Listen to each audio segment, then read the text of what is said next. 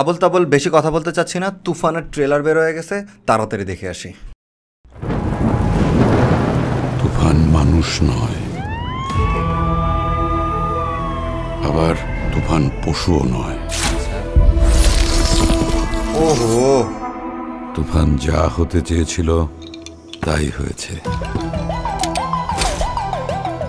রাক্ষস। তুফান তুফান আমাদের এখন এমন অবস্থা, আমরা না পারছি ওকে গিলতে, না পারছি উগলান। একটা 15 বছরের পোলা দিনের আলোতে জবাই করে ফেলাইছে।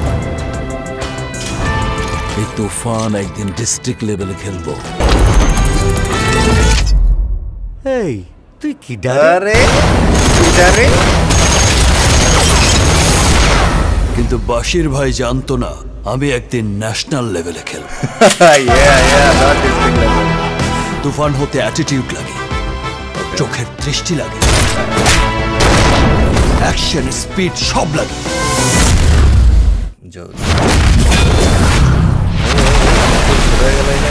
গল্পে একটা প্রেম মিসিং আছে স্যার। দুষ্ট কোকিল। আরে বাবা, সবাই আছে।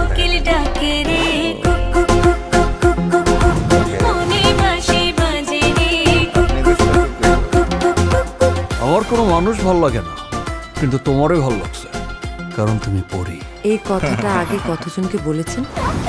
ফাইটটা কিন্তু তুমি সেই রকম করছো, পুরা হিরোদের মতো।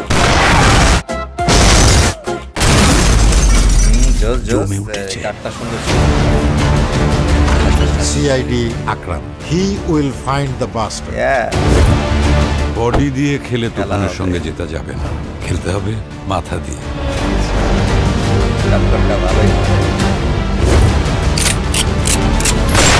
তুফান পোষ মানে না, পোষ মানে।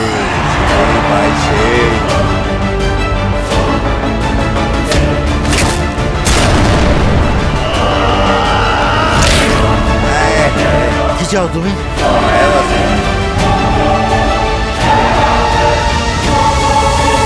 পুরা দেশ।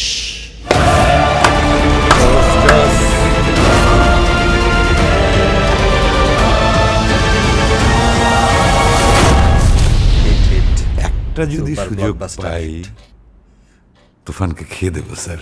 ওকে, let's see. Releasing in theatres.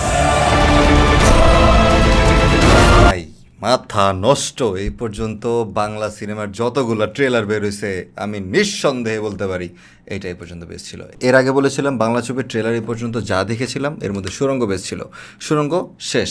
এইবার হাইপে তুফান আমার দেখা বাংলা সিনেমার বেস্ট ট্রেলার। মানে এর আগে আমি এত জোস বাংলা সিনেমার ট্রেলার দেখি নাই। সাকিব খান তো সাকিব খানই, ওনারা নিয়ে কথা বলার কিছু নাই, কিন্তু এক একটা চরিত্র যা নিছে না সাকিব খান, তারপর মিশা সওদাগরকে এইবার আমার কাছে একটু ডিফারেন্ট লাগছে। আমার মনে হচ্ছে যে একদম পিছন থেকে যে উনি চলে আসতেছিল, যে এই ডায়লগগুলো গদবাধা, যে একটা ওনার বোরিং লাগতেছিল আসলে, ওনারা একই চরিত্রে বারবার দেখতে দিতে, কিন্তু সেম সেই মিশা সওদাগর একটা ভিলেন চরিত্র, কিন্তু এবার একটু ডিফারেন্ট একটা ভাইব পাওয়া গেছে ট্রেলারে। হ্যাঁ, খেলা হবে কিন্তু চঞ্চল চৌধুরী আর সাকিব খানের সাথে এই প্রথমবারের মতো। ভাই আমি মুখে আছি ভাই, আর মাত্র 2টা দিন, ঈদের দিন। মানে এইটা যে কি তুফান আনবে বাংলা সিনেমার ইন্ডাস্ট্রিতে বলাই বাহুল্য।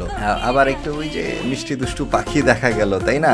ওইটাও যে ট্রেলারের মধ্যে একটা আলাদা আমেজ নিয়ে আসে, এবং ওভারঅল মানে যে ডায়লগ ডেলিভারিগুলো দেখা গিয়েছিল সাকিব খানের, এই পর্যন্ত সাকিব খানের বেস্ট ছবি হতে যেতেছে। এটা একদম বেস্ট, এটা আমার মানে নিঃসন্দেহে আমি বলতে পারি। ব্যবসায়িক দিক থেকে প্রিয়তমাকেও 10 গুণ পিছনে ফেলাই দিতে পারে এই তুফান। রায়হান রাফি কিন্তু মার্কেটিং জিনিয়াস, সো ওই ব্যাপারটা আমি বলতেই পারছি। এখানে ব্লকবাস্টার সুপার ডুপার ব্লকবাস্টার হবে with the mega star Shakib খান।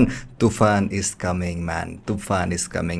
এই তো ট্রেলারটা আপনাদের কাছে কেমন লাগলো একটু বলেন তো, একটু কমেন্ট করে জানান। আমি আর বেশি কিছু বলতে চাচ্ছি না, আমার এখন ভিডিওটা আবার এডিট করে আপনাদের জন্য পাবলিশ করতে হবে। আমি ট্রেলারটা আবার দেখবো, কয়েকবার দেখবো, আমার তর্স হয়েছে না। আমার ভিডিওটা যদি ভালো লেগে থাকে তাহলে প্লিজ শেয়ার করে দিন ভিডিওটা। সাকিবিয়ানসরা শেয়ার অ্যান্ড শেয়ার, আপনাদের জন্যই আমার এই ভিডিও। অবশ্যই আমার এই চ্যানেলটাকে সাবস্ক্রাইব করে দিবেন। আর হ্যাঁ, আমি আপনাদের সাথেই আছি, সিনেফিলিয়ায় আক্রান্ত একজন movie freak J Naim Chowdhury. বিদায় নিচ্ছি, আস্তালা বিস্তালা। দেখা হচ্ছে পরবর্তী কোনো ভিডিওতে।